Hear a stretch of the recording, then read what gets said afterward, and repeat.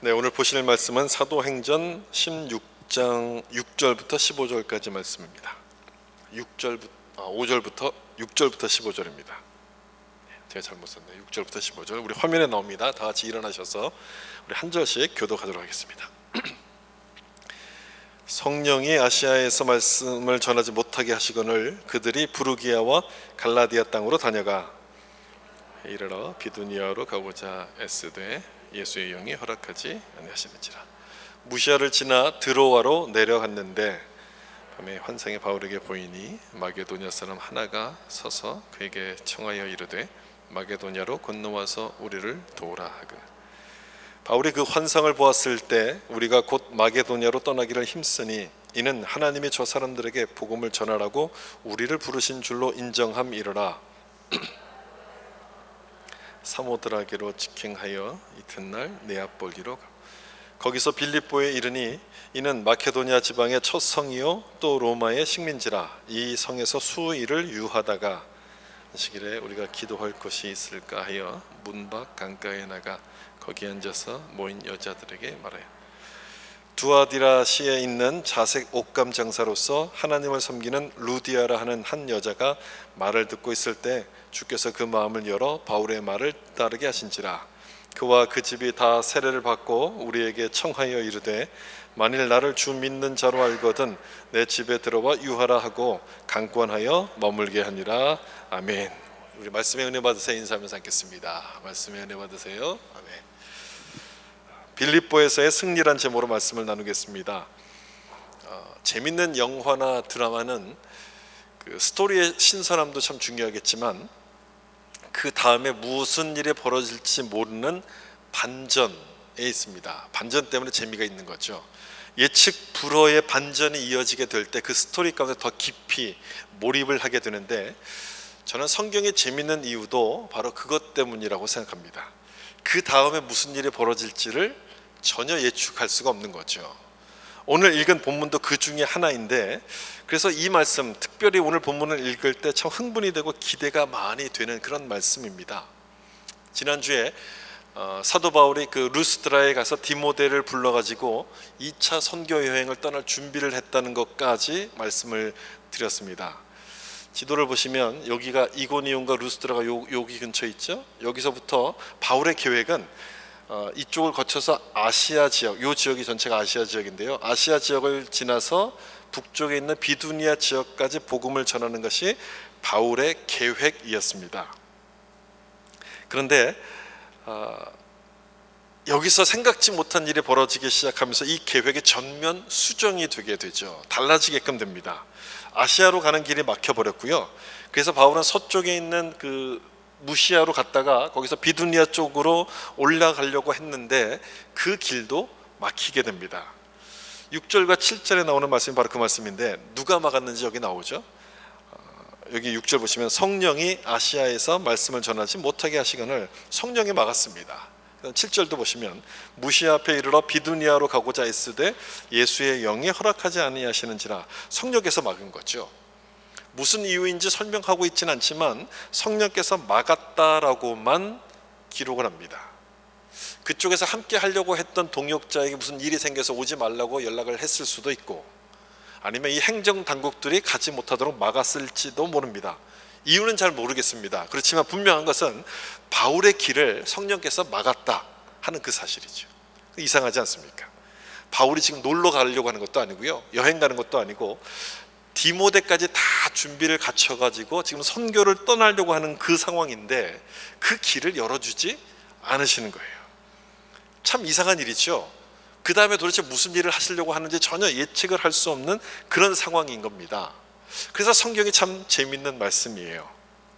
여기서 바울은 전혀 예상하지 못했던 곳으로 가게 되는데 무시아를 지나서 서쪽에 있었던 드로아까지 갑니다. 그리고 거기서 환상을 보게 돼요. 마케도냐 사람이 이쪽으로 건너오라고 하는 그 환상을 보게 되는데 9절에 나오는 말씀 이 내용입니다. 밤에 환상이 바울에게 보이니 마케도냐 사람 하나가 서서 그에게 청하여 이르되 마케도냐로 건너와서 우리를 도우라 하거늘. 이런 환상을 거기서 딱 보게끔 돼요. 지도를 좀 다시 한번 보시면 마케도냐가 이쪽에 있습니다. 이 유럽 지역이죠. 그래서 지금 여기 드로아에서 환상을 보는 건데요. 이쪽으로 건너오라 이렇게 이야기하는 환상을 보게 됩니다. 바울의 계획은 이쪽 아시아 지역 그리고 이쪽 비두니아까지 이렇게 복음을 전하는 것이 바울의 계획이었습니다. 근데 그 계획이 이 환상을 보는 사건으로 인해서 달라지게끔 되는 겁니다. 이 환상으로 인해서 그 선교의 방향이 마케도니아를 거쳐서 유럽 쪽으로 가게끔 이렇게 이어지게끔 되는 거죠. 우리에겐 참 아쉬운 장면입니다. 이때 유럽이 아닌 이쪽 아시아 쪽 지역으로 계속해서 갔더라면 아프가니스탄 뭐 그쪽 중국을 거쳐서 우리나라까지 복음이 먼저 전해졌을 텐데, 그럼 뭔가 좀 역사가 달라졌을 수도 있지 않았겠습니까? 이런 아쉬움이 좀 남아요. 근데 하나님의 계획은 사람의 생각과 다릅니다. 우리 생각에는 지금처럼 우리에게 복음이 먼저 전해졌으면 아쉽다, 아시아로 먼저 전해졌으면 좋았을 텐데라고 이야기하지만, 바울이 만약에 정말 그렇게 했더라면, 성령의 인도하심을 깨닫지 못하고 계속 그 아시아에 머물러 있었더라면 여러분 어떻게 됐겠습니까? 성경에 기록된 것처럼 복음이 로마를 통해서 전 세계로 전해졌겠습니까? 아마 그렇게 되지는 않았을 것 같아요. 다른 결과가 나왔겠죠. 따라서 이 점에서 이 장면에서 우리가 생각하게 되는 것은, 나의 계획이 아무리 완벽하고 좋아 보인다 할지라도 뭔가 이렇게 막혀가기 시작한다면 하나님의 뜻이 아닌 것을 빨리 깨닫고 그것을 내려놓을 수 있어야 된다는 거죠. 왜 아시아로 가는 길이 막혔습니까? 계획이 좀 불충분했습니까? 아니었습니다. 동역자들의 의견이 안 맞았습니까? 그것도 아니었습니다. 모든 것을 다 준비해 놨습니다. 그런데도 이 길이 자꾸만 막히는 거예요. 하나님의 뜻이 아니었던 거죠. 믿음이 좋다는 것은요, 그걸 빨리 깨닫는 거예요. 이게 하나님의 뜻이 아니구나, 이걸 빨리 깨닫는 게 믿음이 좋은 거예요. 기도를 1시간, 2시간, 3시간, 기도를 몇 시간 하는가에 따라서 믿음이 좋다 나쁘다를 따지는 것이 아니고요, 아무리 많이 기도를 해도 자기 뜻을 굽히지 않으면 그건 좋은 믿음이 아닙니다. 하나님이 원하시는 방향이 이쪽이구나, 이걸 깨닫고서 빨리 거기에 순종하는 것이 좋은 믿음이에요. 아까 보았던 9절의 그 환상의 내용이 여기 벽화로 이렇게 남아 있습니다. 그 바울이 빌립보 지역에 그 처음 도착했던 그 교회 앞에 가면 이렇게 벽화를 하나 만들어 놨는데, 바울이 환상을 보고서 이쪽 배를 타고 이렇게 건너가는 이 그림을 하나 만들어 놨어요. 환상을 통해서 하나님의 방향, 하나님의 뜻을 깨닫고 이 마케도니아로 넘어가지 않습니까? 이 장면에서 한 번 더 좀 우리가 생각해 봐야 될 것은, 환상을 통해서 하나님의 뜻을 깨닫게 해주셨어요. 지금은 어떨까요? 지금도 하나님께서 환상을 통해서 우리 가운데 그 뜻을 깨닫도록 하실까요? 아니죠. 그렇지 않습니다. 바울 당시에는 이 성경이 아직 완성이 되지 않았기 때문에 환상 같은 방법을 통해서 하나님의 뜻을 알도록 하셨습니다. 베드로도 마찬가지였고 이 바울도 마찬가지였어요. 그래서 지금은 성경이 완성이 됐잖아요. 그럼 무엇을 통해서 우리를 인도하시겠습니까? 성경을 통해서 하나님의 뜻을 알도록 인도해 주시는 거예요. 물론 성경을 읽으면 이 집을 사라, 아니면 저쪽에 투자해라, 뭐 이 학교를 가라, 이런 말씀 나오지 않습니다. 그런 말씀은 없지만, 이 말씀 성경을 읽을 때 내 속에 있는 욕심을 보게 하시고 욕심을 버리도록 하셔서 하나님이 무엇을 원하시는지를 깨닫도록 하시는 거예요. 그래서 성경이 우리 인생의 방향을 결정해주는 나침반과 똑같은 겁니다. 여기까지만 딱 봐도 하나님이 하시는 일이 참 다이나믹하지 않습니까? 예측이 안 되잖아요. 예측을 할 수가 없잖아요. 참 흥미진진하지 않습니까? 그 다음에 이어지는 내용도 마찬가지예요. 이제 여기서부터는 바울이 계획했던 일이 전혀 아니었습니다. 뭐 계획을 세우고 뭐 예상한 일이 전혀 아니었어요. 그래서 어떻게 벌어질지 예측할 수가 없는데, 드로아에서 배를 타고 이렇게 건너갔을 때 처음 도착한 곳이 빌립보라는 곳인데요, 12절 보시면, 거기서 빌립보에 이르니 이는 마케도니아 지방의 첫 성이요 또 로마의 식민지라, 이 성에서 수일을 유하다가. 바울이 가졌던 선교 전략이 여러분 뭔지 기억나십니까? 바울은 어디를 가든지 먼저 어느 곳을 찾아가서 이제 복음을 전하기 시작했습니까? 회당을 찾아갔죠. 회당을 찾아가서 복음을 전했는데, 이 빌립보에는 유대인들이 별로 살지 않아서 그런지 회당이 없었습니다. 최소한 유대인들이 한 10명 이상은 모여야지만 그곳에 회당을 지었는데, 여기는 그 정도 숫자도 사람들이 없었다는 얘기죠. 어디 가서 복음을 전해야 될까? 바울에게 참 막막했을 겁니다. 그런데 이곳으로 인도하시는 분이 성령 아니십니까? 성령께서 인도하셨으니 다른 방법을 주시겠지, 이렇게 생각을 하고 기도할 곳이 있는가를 해서 이렇게 찾아서 나갔습니다. 그래서 강가를 쭉 걸어가고 있었는데 거기에 모여있던 여인들을 발견하고 그 사람들에게 복음을 전합니다. 그리고 그 중에 한 사람이 복음을 받아들이고 예수님을 영접하게끔 돼요.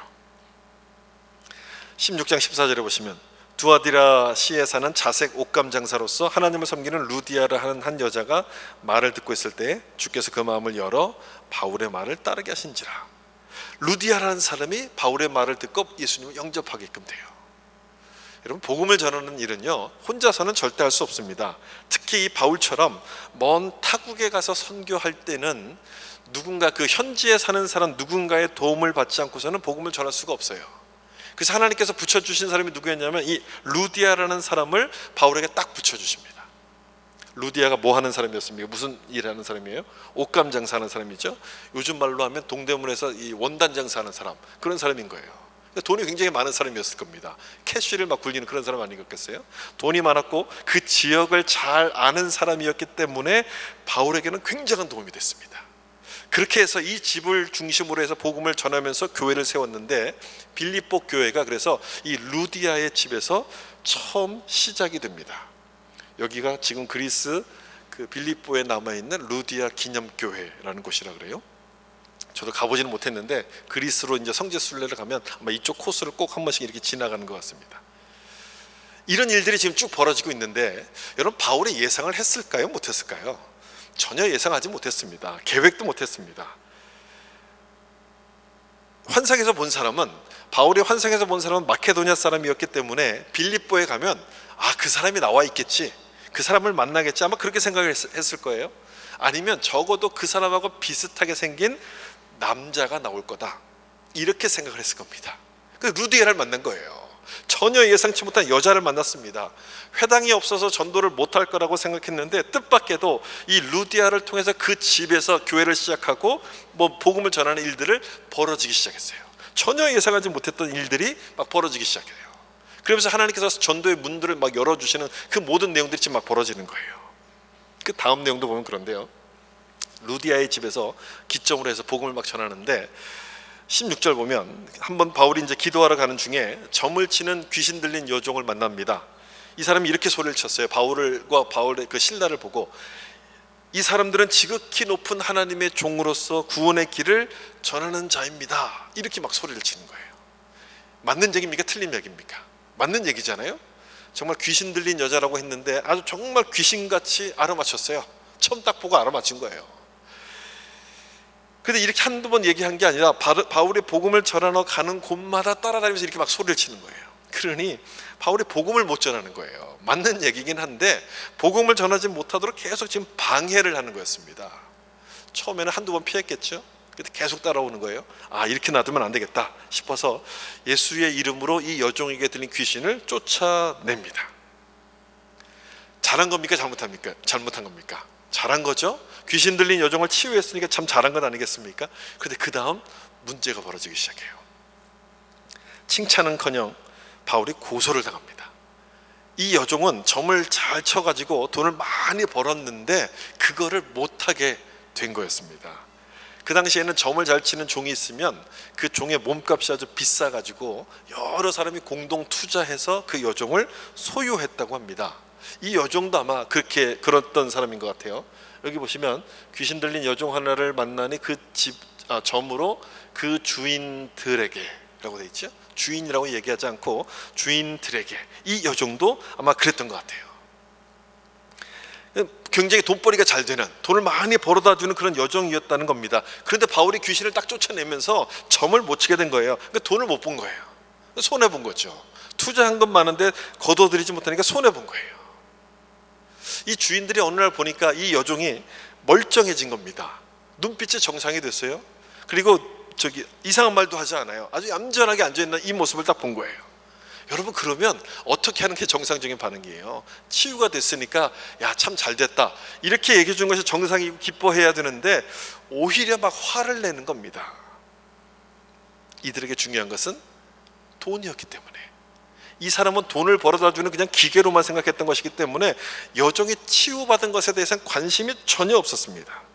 그래서 바울을 관청으로 끌고 가서 그냥 고발해 버립니다. 여러분 그렇죠. 영적인 일을 보지 못하는 사람의 눈에는 그냥 눈앞에 있는, 눈에 보이는 그것만 보이는 겁니다. 그걸로 판단을 하는 겁니다. 비록 돈을 벌지 못하게 됐지만 이 여종이 치유가 되면서 하나님이 살아계심을 본 거 아닙니까? 구원받을 수 있는 기회가 찾아왔는데 돈에만 집중하다 그 기회를 놓쳐버립니다. 바울을 고소함으로써 그 구원의 기회를 스스로 문을 닫아버려요. 참 안타까운 모습이죠. 근데 이 모습은 지금도 마찬가지입니다. 지금도 어느 시대든지 마찬가지예요. 돈을 따라가다가 하나님이 주시는 영생, 축복의 구원의 축복을 거절해버립니다. 이런 생각을 하는 거예요. 하나님을 믿으면 내 것을 다 가져가시겠지? 다 바치라 그러겠지? 내 걸 다 뺏길 거야? 이렇게 생각을 하는 건데, 그래서 하나님께 나오지 못하는 사람들이 너무너무 많은데 하나만 알고 둘은 모르는 그런 상황인 거죠. 여러분, 내 것을 하나님께 드리면 하나님 그걸 싹 뺏어가시고 그냥 모른 척 하시겠습니까? 내 것을 드리면 하나님께서 다른 것으로 채워주신다는 사실을 모르는 거예요. 몰라요. 지금 바울이 움직이고 있는 이 모든 일정들이 바로 그 장면을 보여주고 있는 것 아닙니까? 바울이 가고자 하는 길을 하나님 막으시잖아요. 그 다음 어떻게 하십니까? 다른 길을 열어주시잖아요. 이 장면을 통해서 분명히 그걸 보여주세요.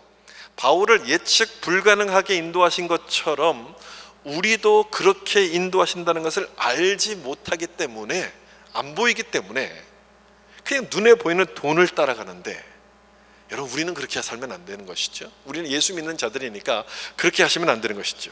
하나님께 소망을 두는 것이 유익이라는 것을 여러분 기억하시고 하나님만 붙드는 자들이 되어야 될 줄로 믿습니다. 이 귀신 들린 여종을 고쳐준 것은 참 좋은 일인데 그것 때문에 바울이 고소를 당하고 감옥에 갇히게 됩니다. 이것도 예상하지 못했던 일이죠. 사실 귀신 들린 여종을 이용해서 점을 치는 것은 그 당시에도 불법이었습니다. 하면 안 되는 일이었습니다. 그런데도 이 사람들은요, 자기들 불법은 싹 숨기고 바울이 이상한 풍습을 전해서 이 성을 어지럽힌다, 이렇게 소문을 내서 고발을 했어요. 관리들도 그 말을 듣고 조사도 하지 않고 바울과 실라를 잡아서 때리고 그 다음에 감옥에 가둬버립니다. 24절 말씀이에요. 그가 이런 명령을 받아 그들은 깊은 옥에 가두고 그 발을 착고에 든든히 채웠더니 깊은 감옥에다 가뒀어요. 깊은 감옥에 가뒀다는 얘기는 도망가지 못하게 만들었다, 그런 뜻이기도 하고요. 또 고문을 할 때 깊은 감옥에 가두고 고문을 했다고 합니다. 그런데 바울이 무슨 잘못을 했습니까, 여러분? 잘못은 그 사람들이 한 것 아닙니까? 그 사람들이 불법을 저질렀잖아요. 바울이 한 거라고는 이 여종을 치유한 것이고 복음을 전한 것 외에는 없습니다. 그런데도 깊은 감옥에 가두고 채찍에 맞고 발에 착고를 채웁니다. 억울하죠. 대개 이런 일을 당하게 되면 누구를 먼저 원망합니까? 하나님을 먼저 원망해요. 하나님, 제가 여기 오고 싶어서 왔습니까? 여길 보내신 분은 하나님 아니십니까? 이렇게 막 얘기해요. 내 계획을 다 포기하고 하나님이 인도하시는 대로 순종했는데 이런 꼴을 당하게 하셨으니 도대체 이게 뭡니까? 이런 마음이 생기죠. 이게 당연한 것 아니겠습니까? 순종한 결과가 감옥이고 채찍이라면 이제 저더러 뭘 더하라고 하시는 겁니까? 이런 막 원망스러운 마음이 생겨요. 이게 정상입니다. 그런데 바울은 그렇게 하지 않습니다. 그렇게 안 해요. 이 상황에서 기도하고 찬송을 불렀어요. 여기 보세요. 25절, 본문 25절 보면 한밤중에 바울과 실라가 기도하고 하나님을 찬송하며 죄수들이 듣더라. 여러분 놀랍지 않습니까? 이 상황에서 기도하고 찬송했어요. 놀랍지 않으세요? 하나님의 인도하심도 예측 불가능인데 바울이 하는 행동도 똑같아요. 예측 불가능이에요. 이런 억울한 상황에서 어찌 기도할 수 있습니까? 어찌 찬송이 나옵니까? 여러분 잘못한 게 있어서 감옥을 가도요, 모든 사람들이 다 억울하다 그래요. 그런데 잘못한 게 없는데도 불구하고 감옥에 갔으니 얼마나 견디기가 힘들었겠어요. 그럼에도 불구하고 바울은 기도합니다. 기도해요. 여기 한글 성경에는 그냥 기도하고라고 돼 있지만 원문을 보면요, 감사 기도를 드렸다는 그런 뜻이에요. 감사 기도를 드렸어요. 여러분 이해가 되십니까? 이 상황에서 감사 기도가 어찌 나올 수 있겠습니까? 감사 기도를 드렸어요. 그 찬송을 불렀대요. 어떤 찬송을 불렀을까요? 어떤 찬송 불렀는지 기록으로 남아있지 않지만 기도를 드릴 때 감사 기도를 드렸으니 찬송을 부를 때도 무슨 찬송을 불렀을까요? 감사의 찬송을 드렸을 거예요. 오늘 우리가 불렀던 것처럼 그 찬송, 모든 것이 은혜, 은혜, 한없는 은혜, 내 삶에 어느 것 하나도 하나님이 주시지 않은 것이 없습니다, 모든 것이 은혜입니다는 그 찬송을 아마 불렀을 거예요. 여기까지 오게 된 것이 이해할 수 없는 하나님의 섭리였던 것처럼 지금 감옥에 갇힌 것도 내가 이해할 수 없지만 하나님의 섭리입니다라고 이렇게 받아들였던 거예요. 분명히 하나님의 뜻이 있을 거라고 믿었던 거죠. 뒤에 가면 그 뜻이 뭔지가 나타나지만 여기서는 아직은 나타나지 않았어요. 그럼에도 불구하고 바울이 기도하고 찬송할 수 있었던 것은 하나님께서 그렇게 인도하실 거라고 마음속으로 확신을 했기 때문이었어요. 내 생각대로 되지 않는 것은 다른 길을 열어주시려는 하나님의 인도하심, 이렇게 믿는 것이죠. 우리에게도 이런 믿음이 있기를 주님의 이름으로 축복합니다. 내 생각대로 돼야지만 하나님이 축복하신 겁니까? 우리는 그렇게 믿잖아요. 그렇게 생각하잖아요. 여러분, 이제 우리는 그 수준을 좀 넘어서야 될 때가 됐어요. 처음 예수 믿는 사람들이나 그렇게 믿는 거고요. 이제는 우리가 그 수준을 좀 넘어서서 내 생각대로 되지 않을지라도 하나님의 또 다른 계획이 있다는 그 사실을 우리가 믿어야 돼요. 또 다른 계획이 있을 거라. 로마서 8장 28절을 보면 바울이 이 말씀을 기록할 때 아마 자기의 믿음을 고백하는 마음 가지고 아마 이 말씀을 기록했을 거예요. 우리 같이 한번 읽어볼까요? 우리가 알거니와 하나님을 사랑하는 자 모든 것이 합력하여 선을 이루느니라. 아멘. 모든 것이 합력하여 선을 이루느니라. 내가 이해할 수 없는 상황을 만난다 할지라도 감사할 수 있는 이유, 감사를 해야만 되는 이유가 바로 이것이죠. 모든 것이 합력하여 선을 이루게 하시는 하나님의 주권을 믿기 때문이에요. 하나님의 주권 믿기 때문에. 우리가 이걸 믿는다면요, 다시 말해서 어떤 일도 하나님의 허락 없이는 이루어질 수 없다는 사실을 믿는다면 이유 없이 감옥에 갇힌다 할지라도 감사할 수 있는 거예요. 찬송할 수 있는 거예요. 하나님은 내 과거와 현재와 미래를 알고 계신 분 아닙니까? 미래까지 알고 계신 분이기 때문에 지금 당하는 이 현재의 고난이 나중에 합력하여 선을 이루도록 만들어 가실 거라는 확신이 마음속에서 생기기 때문에 그런 거예요. 이걸 믿는 사람은 그걸 보기 시작하는 거예요.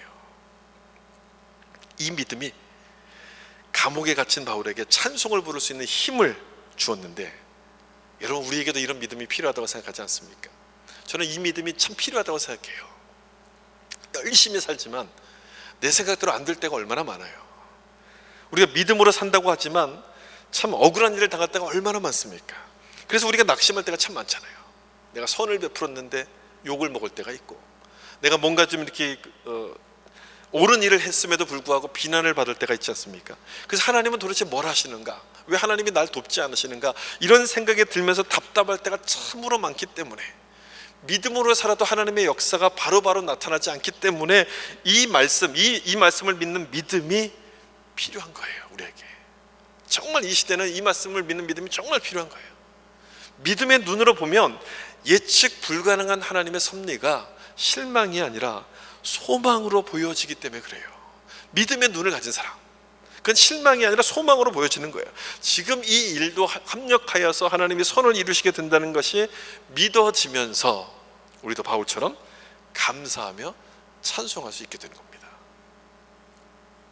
다시 본문 25절을 보시면 언제 찬송을 불렀는가 좀 보세요. 언제 바울과 실라가 찬송을 부릅니까? 한밤중이에요. 한밤중. 여러분, 요 단어를 잊어버리시면 안 돼요.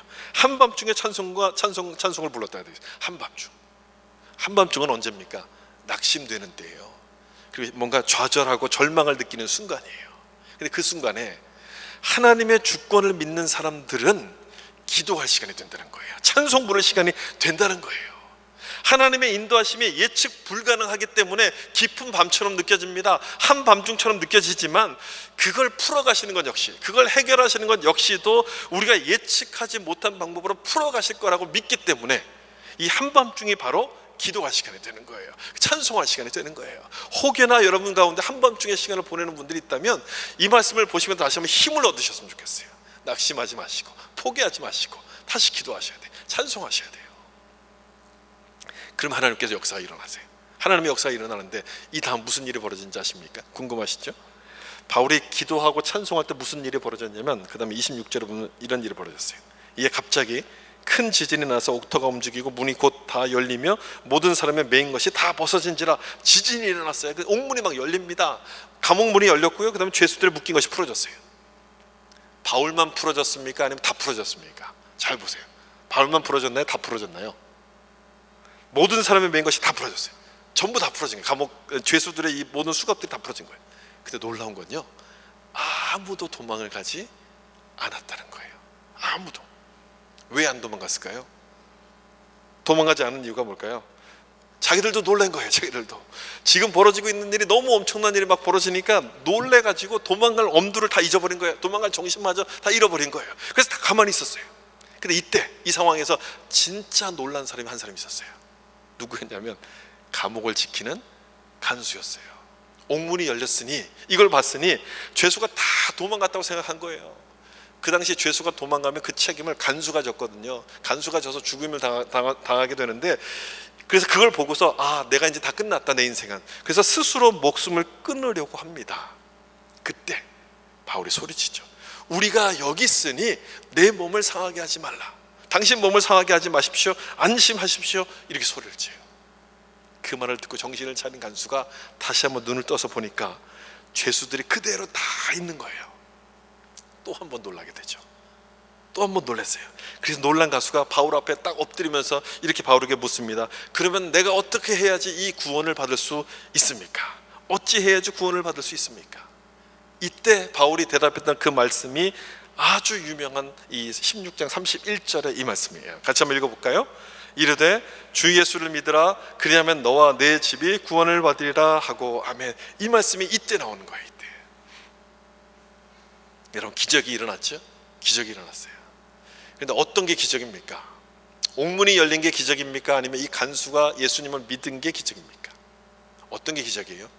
둘 다 기적이죠. 둘 다 기적인데, 간수가 예수를 믿고 변했다는 것이야말로 기적 중의 기적이에요. 사람은 안 변하거든요. 사람은 절대 안 변합니다. 웬간해서는 사람은 변하지 않는데 이 사람이 변한 거예요. 바울을 때리던 사람이었는데 때리던 그 손으로 이 바울을 치유하고 상처를 씻어주는 거예요. 기적 아닙니까? 그게 기적이에요. 그러면 이 기적이 어떻게 일어났을까? 이 부분이 중요한 거예요. 이 부분이 중요한데, 이 기적이 어떻게 해서 일어나게 됩니까? 여러분 생각해 보세요. 어떻게 일어났습니까? 바울이 도망갈 수 있었지만 도망가지 않았기 때문에 이 간수가 예수를 믿고 이제 돌아오게끔 돼요. 도망가지 않았기 때문에 일어난 거예요. 저는 그것도 기적이라고 생각해요. 도망가면 사는데 도망가지 않음으로써 살 수 있는 기회를 스스로 포기하는 겁니다. 여러분, 그게 기적 아니겠습니까? 우리 힘으로는 도저히 그렇게 할 수가 없는 거거든요. 우리 힘으로는 절대 못할 일이에요.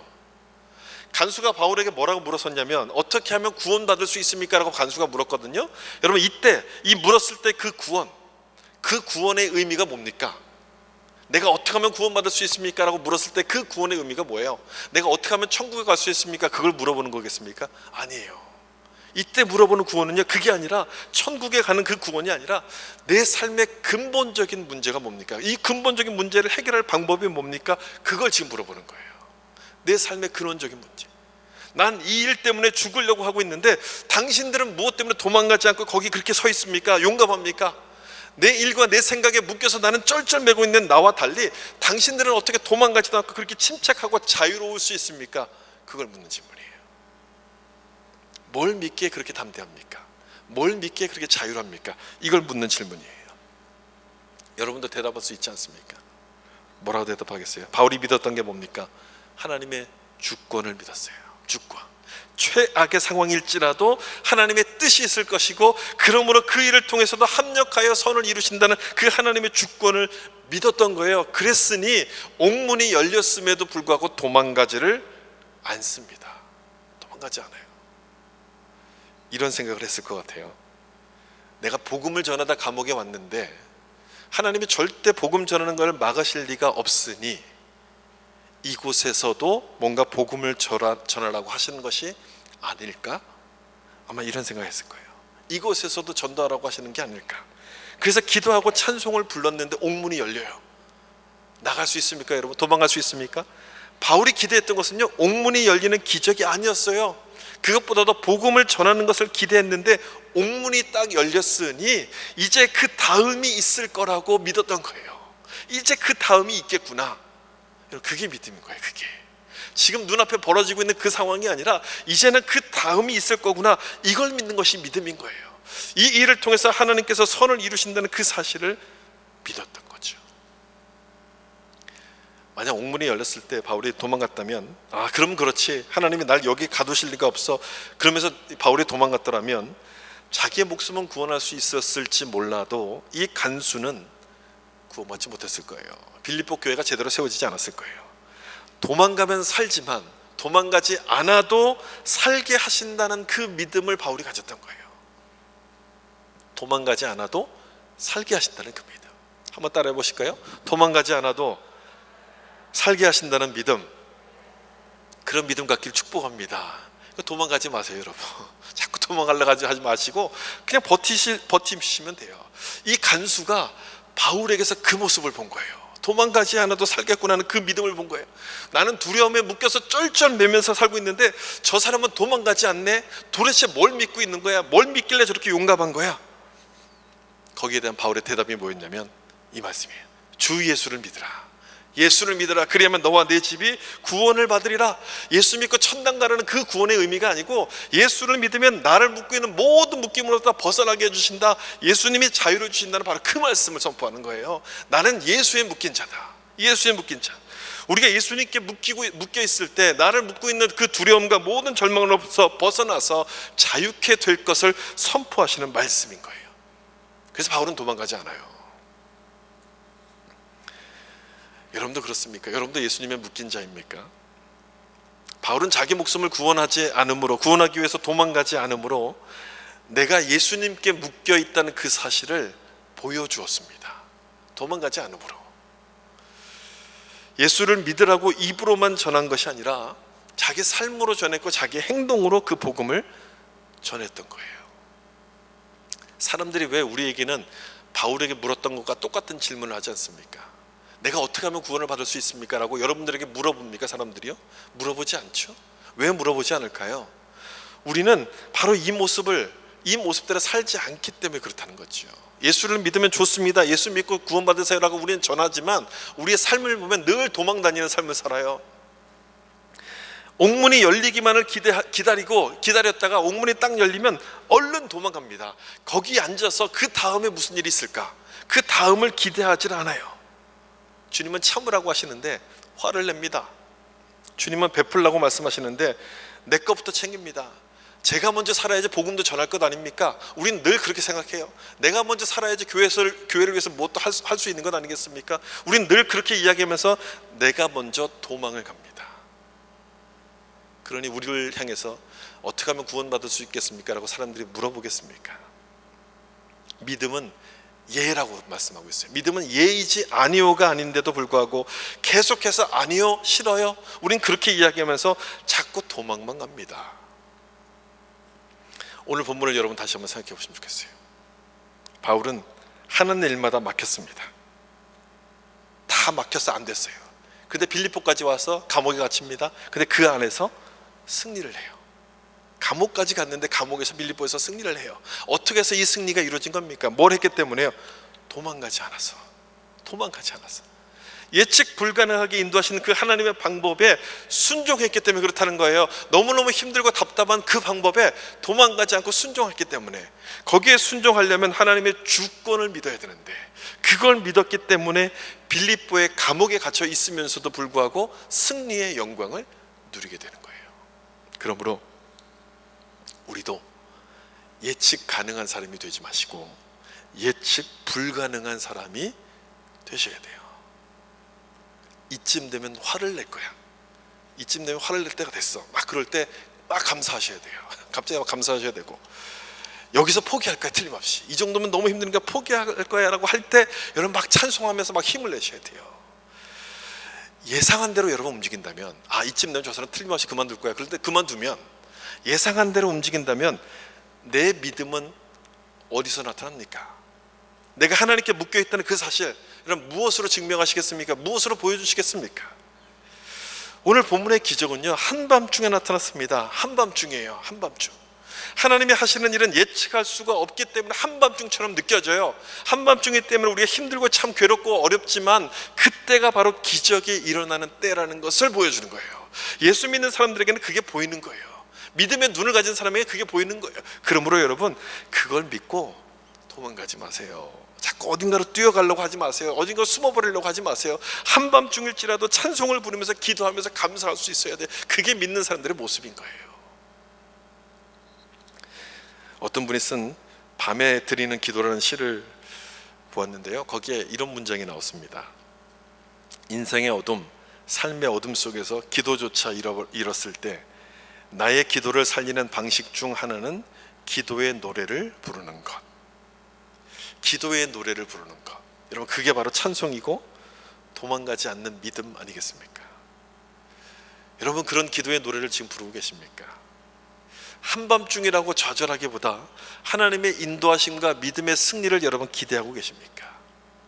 사랑하는 성도 여러분, 그렇게 하셔서 예수 믿는 게 무엇인지를 보여주시고 믿음의 승리가 무엇인지를 나타낼 수 있는 자들이 될 수 있기를 예수님의 이름으로 축원합니다. 기도하겠습니다.